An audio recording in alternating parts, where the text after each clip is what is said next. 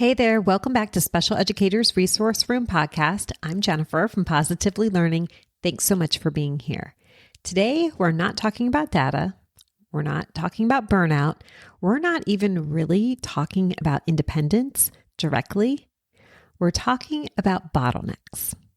Because if your classroom is feeling harder than it should, if you feel like you're constantly putting out fires, if students are waiting, wandering, asking, stalling, it might not be motivation.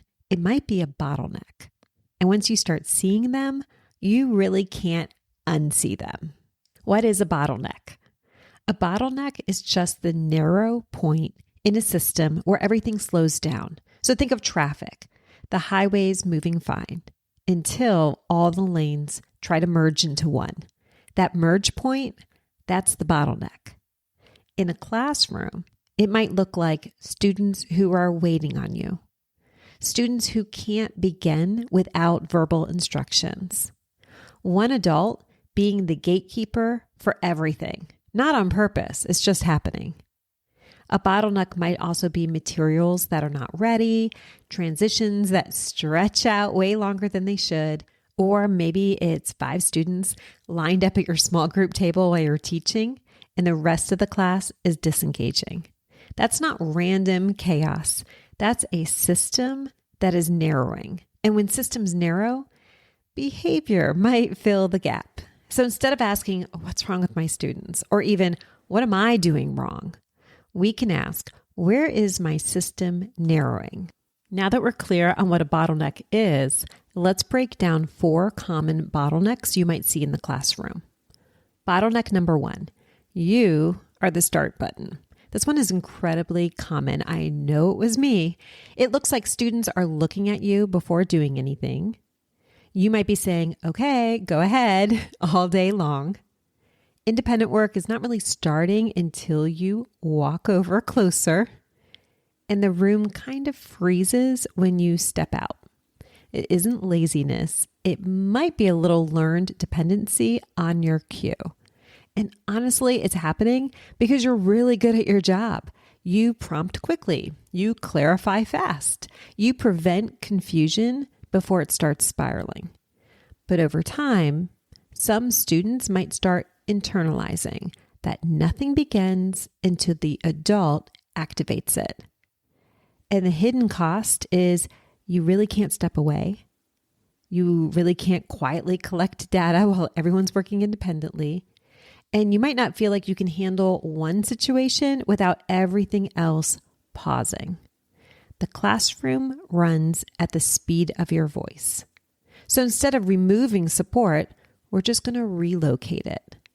You might build visuals that have a clear start here. Maybe materials are already going to be laid out in order, or you're using a visual checklist.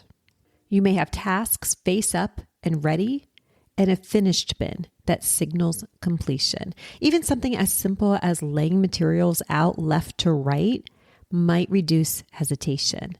And the goal isn't silent students working. It's momentum without you having to be the one who's initiating everything. Bottleneck number 2, transitions. Transitions without structure. Transitions can feel small, but they can be huge energy drains. You'll see this when students finish early and they might start to wander. What do I do now is something you hear on repeat. Moving from one location to another, like table to carpet, feels like chaos.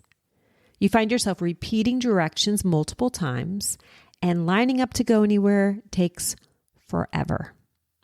Every clear transition invites extra behavior. And uncertainty creates movement, and movement without direction becomes disruptive.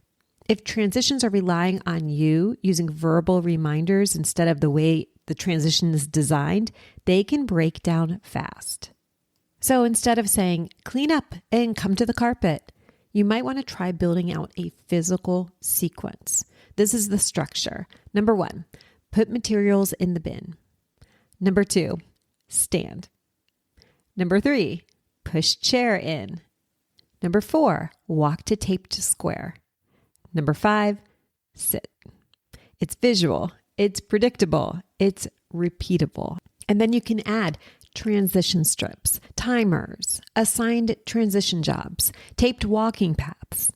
When movement has boundaries, it can feel smoother, and smoother transitions is going to free up your time. All right, so the first two bottlenecks. Number one, you are the start button.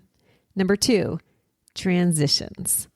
Now, bottleneck number three might surprise you. It's too many open-ended tasks. Now, open-ended sounds flexible and creative and student-centered, but in many classroom settings, open-ended can equal a stall. You might notice students are staring at their work. Is this right? Is a question you're hearing over and over. Students might not know when they're done.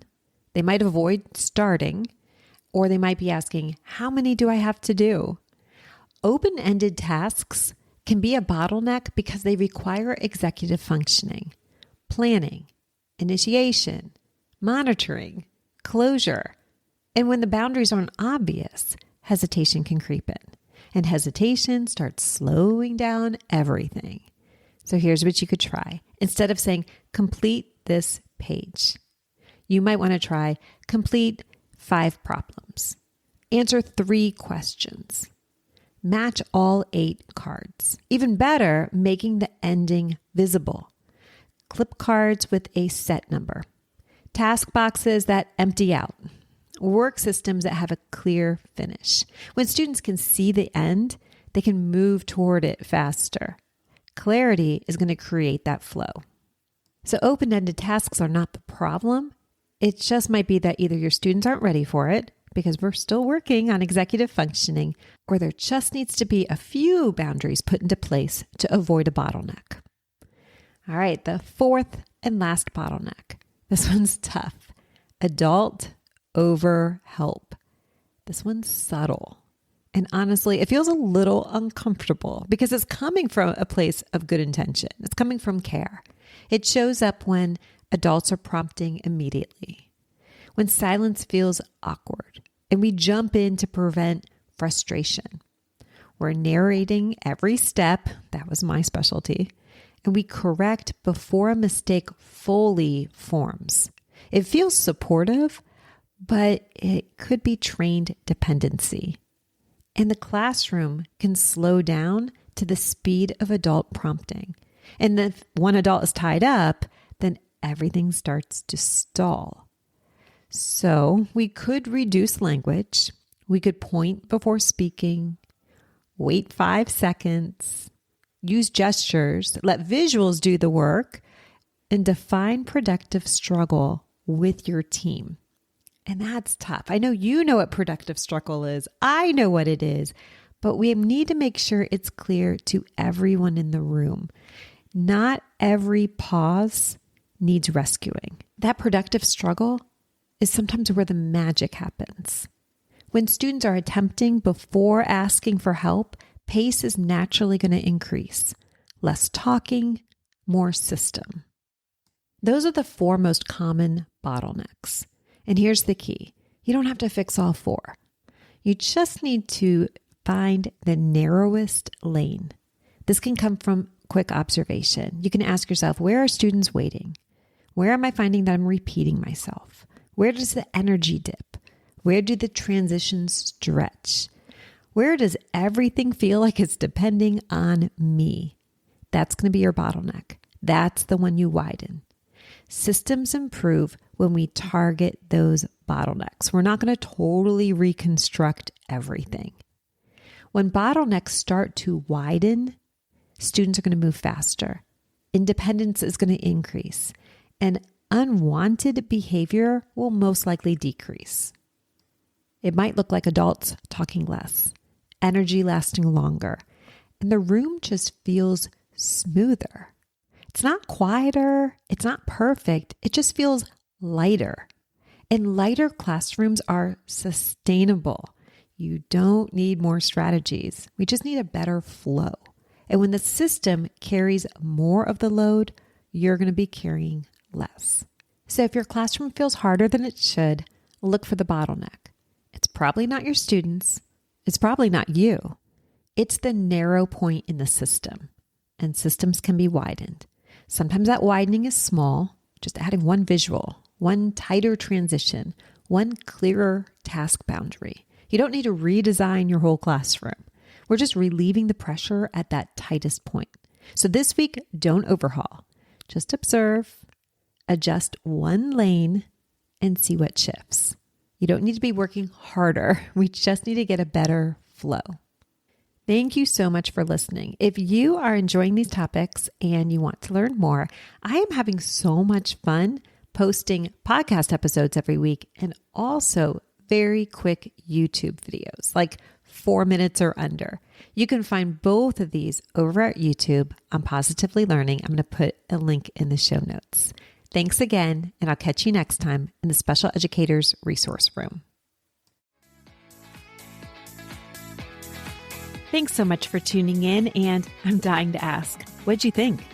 Be sure to hit the follow or subscribe buttons so that you never miss an episode.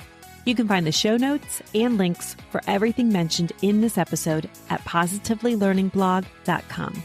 See you next week for more special education solutions.